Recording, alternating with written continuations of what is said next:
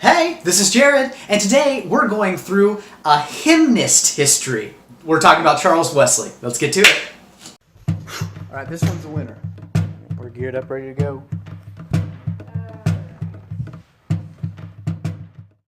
Alright, so as a twist on my usual videos, usually I do hymn history videos, but as a twist to that idea, I would like to hopefully what I'd like to do is a 4-part series on what I call hymnist history. And that's just where we look at what I consider to be the 4 greatest hymn writers of all time. We're going to be talking about them and their impact and some biography information and some of their hymns that they've written, but mostly about their impact on Christianity and on hymnody as a whole. So it's going to be a lot of fun. But of course, in no particular order, the 4 that I'd like to cover are Isaac Watts, Martin Luther, Fanny Crosby, and of course, Charles Wesley. This time around, we're focusing on Charles Wesley. Now, it's no surprise that he appears on this list because for many, he is either considered the greatest or the second greatest hymn writer of all time in many people's books, right behind Isaac Watts. And it really is there's no reason why he shouldn't appear on anyone's at least top 5 list. Because for one, he wrote over just under 9,000 hymns total. And so that's a really large repertory. And not only that, but there are so many that not just the sheer volume, but they were good too. They were theologically sound and they had a lot of content and they were dense, but also they were written specifically for congregational singing, for use in the church and for worship. And so over the years, we have attached them to nearly every major season in the church calendar. So, for example, we sing, Hark the Herald Angels Sing. That's a Charles Wesley hymn. And for Christmastide and for Christmas, we sing Christ the Lord is Risen Today. That's another Charles Wesley hymn. And so on Easter, we attach that one directly to Easter. And so he wrote hymns for specific days in the calendar, and they were good, so they stuck around. Some other hymns that you might recognize include And Can It Be, Jesus, Lover of My Soul, and others like Oh for a Thousand Tongues to Sing, and Love Divine, All Loves Excelling. Those are also to his credit and are part of that 9,000 hymn repertory. So, I mean, pretty cool. Now, despite all of these credits and these facts, Charles Wesley is often regarded as the forgotten Wesley because, of course, his brother John is considered the primary figurehead in the formation of the Methodist Church. But often, John overshadows Charles because of that relationship there and that association with John with the Methodist Church and Charles as just a hymn writer, right? There seems to be an overshadowing there of the brother. And we very often forget Charles's role in the formation of the denomination because it's at least my contention that the Methodist Church wouldn't be the denomination and wouldn't be as successful and as prevalent today, as cemented as it is, without the efforts of both brothers. That includes Charles, who did the hymns, as well as John and his pamphlets. So let's just kind of unpack that a little bit and really see what Charles contributed to the story, the forgotten brother. Charles Wesley was born prematurely in December 1707. And it was said that he was born as if dead. He was still and wrapped in wool and was there for weeks when he was born. But, of course, he survived. And as a child, maybe not as a result of that, but obviously as a result of his mother's tutelage, she, at least so far as I know, and in my research of Charles, it seems like she was a polyglot. She spoke many languages, including French, Latin, of course English, and so growing up in that kind of an environment, I think led Charles to, or at least had led him to be an affiliation or an affinity for language and as a student of language. So he goes to Westminster school where of course the only language that was allowed in public was Latin, and then in the later years of his study he went to Oxford for his master's, and so through this process, of course, of studying language and learning the ins and outs of especially Latin, but also of English and of the other languages that he surrounded himself with and his family surrounded him with, he developed some particular skill with rhyme and with poetry, and I think that really plays out in his hymnody.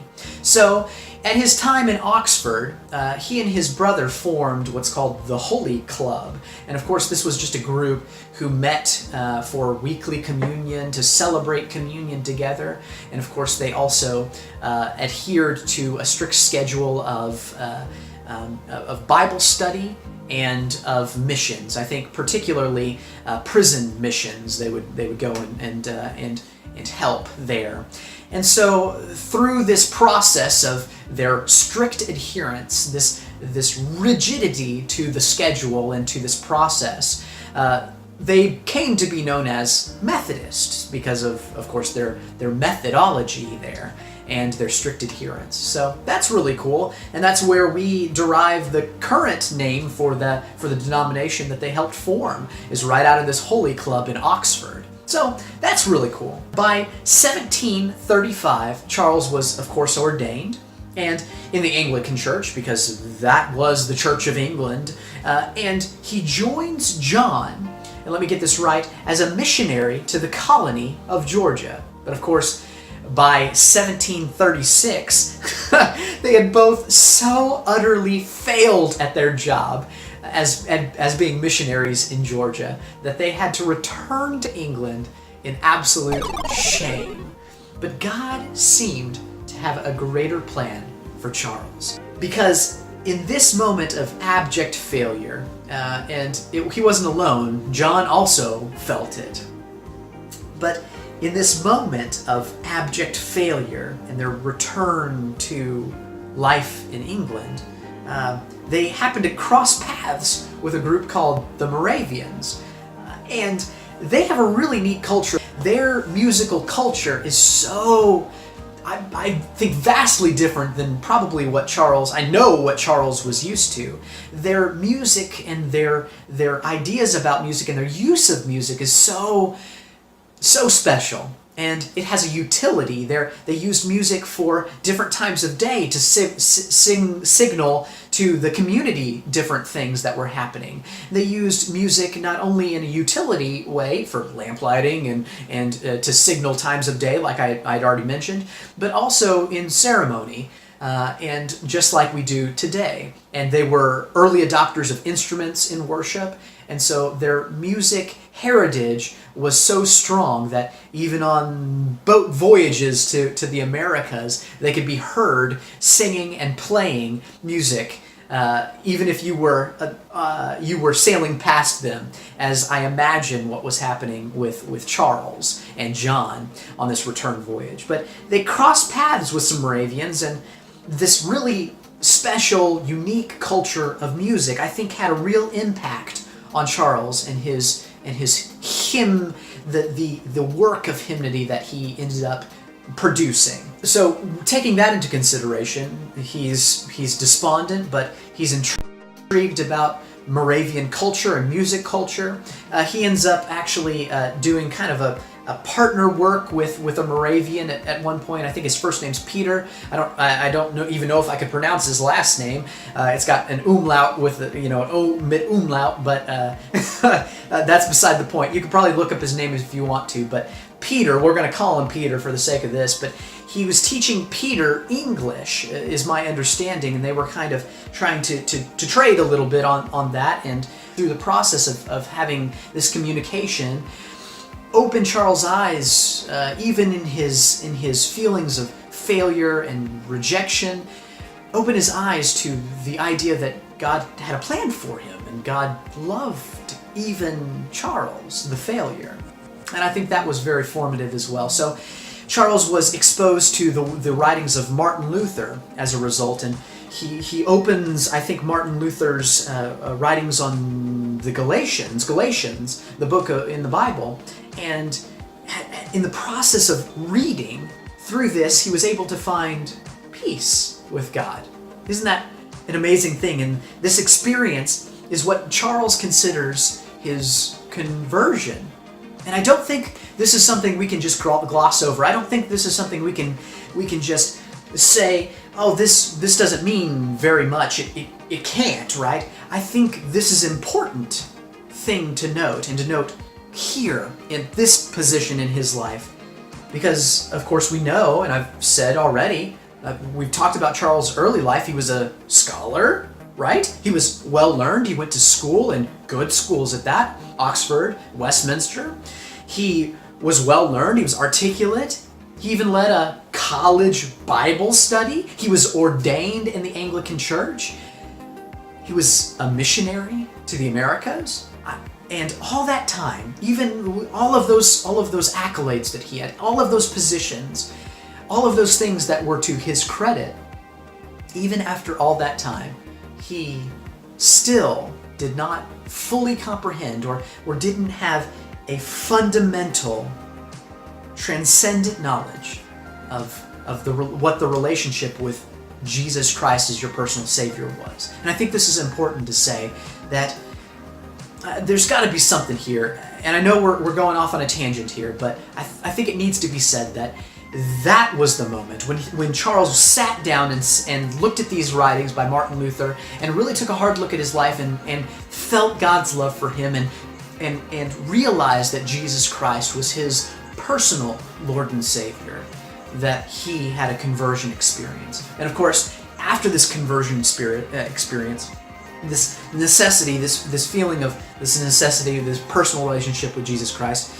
he immediately got to writing a hymn, right? And that is so telling of the rest of his journey, right? That his reaction to any good work of God is to write down in verse and set down, and in his aspect of personal worship became our aspects of congregational worship. And isn't that just a special thing? So, back on track here. This conversion experience led Charles outside the walls of the church. And this was, I wouldn't say tantamount to heresy, but it was considered as pretty vile to share or preach outside the walls of the church at this time.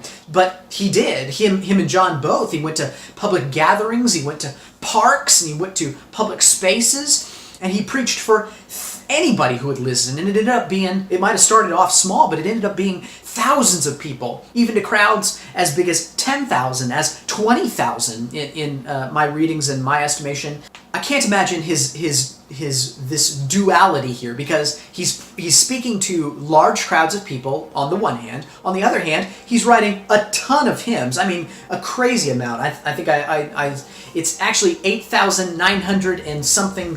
I don't remember what the other two digits are, but it's close enough to 9,000 that we can just call it 9,000. 9,000 hymns in this short amount of time in his very finite space. But he was able to get so much out of them, and they were so packed with this theology, the kind of theology and the kind of message that led him to these experiences that brought and had flocks of thousands of people who would come to listen. And so I don't think that's a mistake. I think that his influence on the Methodist Church and this vast array of hymnody really ended up being reflected in the core of the Methodist Church. Even today, and at the time especially, Methodists were regarded as people or congregations that would sing enthusiastically, with reckless abandon, and with loud voices. And I think that carries over into the culture of the Methodist Church even today. I can speak for my own church, FUMC, and when I say that we are a singing church, that's how I would describe us. We have an emphasis on music, and we focus on it, and we incorporate it into our weekly worship. I know everyone does that, except for it seems to be a highlight. It seems to be important. So we direct resources to it, we spend time, we develop musical ensembles. We have 3 at the church currently, but there's been more, and we have special ensembles that come in small groups, and I think it's just it's a direct reflection of the core that Charles Wesley instilled in the heritage of the Methodist Church. So I'm proud to be part of that heritage, certainly today. Now at the beginning, I had mentioned a couple of Charles Wesley's hymn. I think I said, Jesus, lover of my soul, love divines, all love's excelling. And I think it's worth noting that just because of the sheer volume of the hymns, I don't think that's the reason why they stuck around. I really don't. I don't think that completely explains why they continue to be prevalent in today's hymnody and the hymnals and the music of the church today, the congregational music that we sing. I think there's something else. I think what's an even deeper reason for why it's so easy to come up with so many of Wesley's hymns that he was able to create throughout his life. It's because, I heard somebody say this before, but the fact that he was able to perfectly capture a, universal Christian experience in some of these hymns. And so I'll just say some of these. I mean, you read ones like, And Can It Be? And I'm reading here. No condemnation now I dread. Jesus, and all in him is mine. Alive in him my living head, and clothed in righteousness divine. Bold I approach the eternal throne, and claim the crown through Christ my own. That's And Can It Be, a verse out of, or a stanza out of And Can It Be? Or, Oh, for 1,000 tongues to sing. He breaks the power of canceled sin. He sets the prisoner free. His blood can make the foulest clean. His blood availed for me. I don't know, there's something that gets to the heart of the Christian experience here. I suspect that is why Charles Wesley's hymns have stood the test of time so well. And it's especially why I personally regard him as one of the greatest hymn writers of all time. Well, that does it for this video. If you have a favorite Wesley hymn, I'd love for you to share it in the comments below, and maybe I'll do a hymn history proper on one of those hymns that you suggest. And if you have a favorite hymn writer, perhaps, maybe when I get through with what I consider to be the 4 greatest, of course, they are, again, in no particular order, Isaac Watts, Martin Luther, Fanny Crosby, and who we talked about today, Charles Wesley.